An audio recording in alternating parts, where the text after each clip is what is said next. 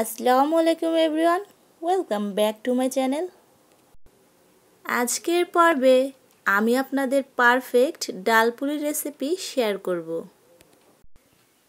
আমার তো মনে হয় সন্ধ্যার পর ঘরোয়া আড্ডায় এই ডালপুরি রেসিপিটা আর সঙ্গে যদি থাকে গরম গরম 1 কাপ চা, তাহলে কিন্তু আড্ডাটা জমেই যায়।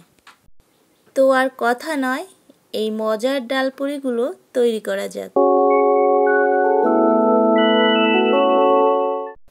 পুরি তৈরি করার জন্য একটি বোলে আমি 2 কাপ পরিমাণে ময়দা নিয়ে নিব।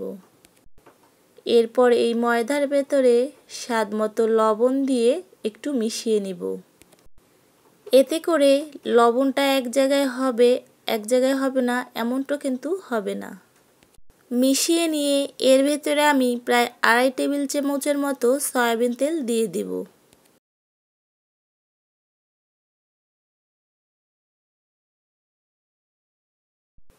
তেলটা দিয়ে মিশিয়ে নিয়ে নর্মাল তাপমাত্রার পানি দিয়ে ময়দাটা মেখে নিব। পানিটা অল্প অল্প করে দিতে হবে আর মাখাতে হবে, যাতে করে এই ডোটা নরম না হয়ে যায়।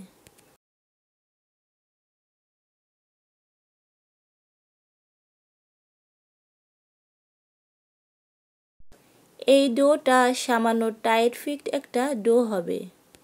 মাখানো হয়ে গেলে এই ডোটাকে 15 মিনিট রেস্টে রেখে দিব।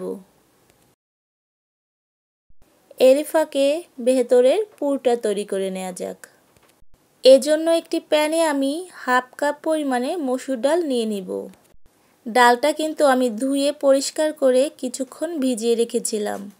এতে করে ডালটা খুব তাড়াতাড়ি সিদ্ধ হয়ে যাবে।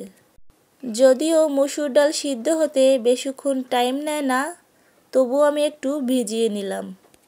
এবার এই ডালের ভেতরে আমি দিয়ে দিব ছোট কয়েক কোয়া রসুন, সামান্য একটু হলুদের গুঁড়া দিয়ে দিব, দিয়ে দিব স্বাদমতো লবণ। এখন 1 কাপ পরিমাণে পানি দিয়ে ঢেকে ডালটা সিদ্ধ করে নেব।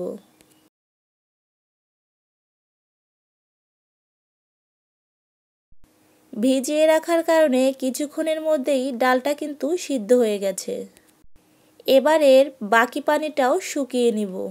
মোটামুটি পানিটা শুকিয়ে এলে আরেকটি প্যানে আমি 2 টেবিল চামচ তেল নিয়ে নিব।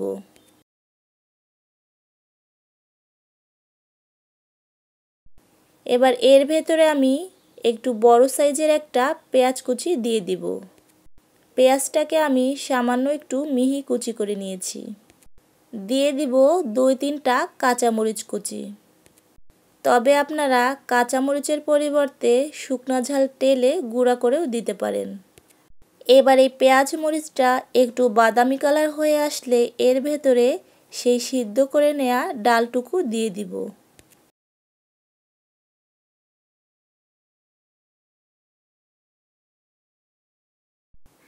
আর একটু নেড়ে চেড়ে এর ভেতরে দিয়ে দিব একটু ভাজা জিরার গুঁড়া ও সামান্য চাট মশলা। এবার নেড়ে চেড়ে ডালটাকে শুকনো শুকনো করে ফেলবো।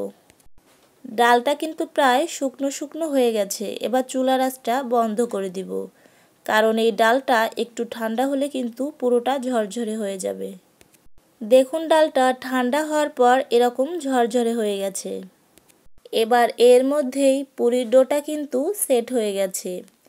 এবার এই ডো থেকে ছোট ছোট লেচি কেটে নিব।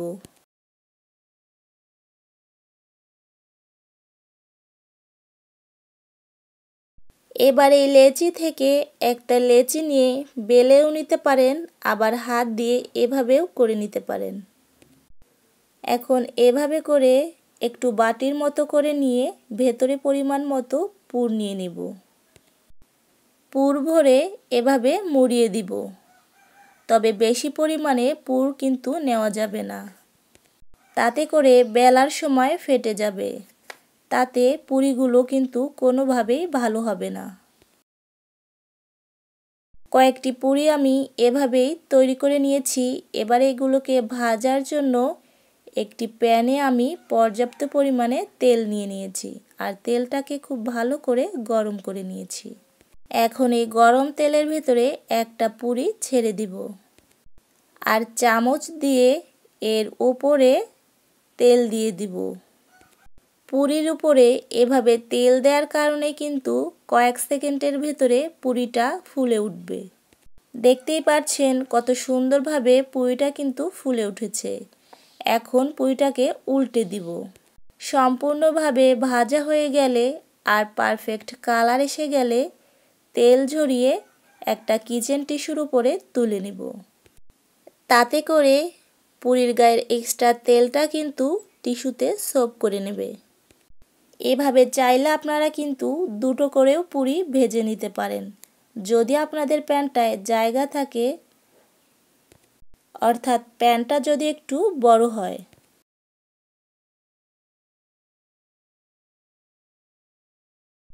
আর এভাবেই তৈরি করে ফেললাম পারফেক্ট ডাল পুরি।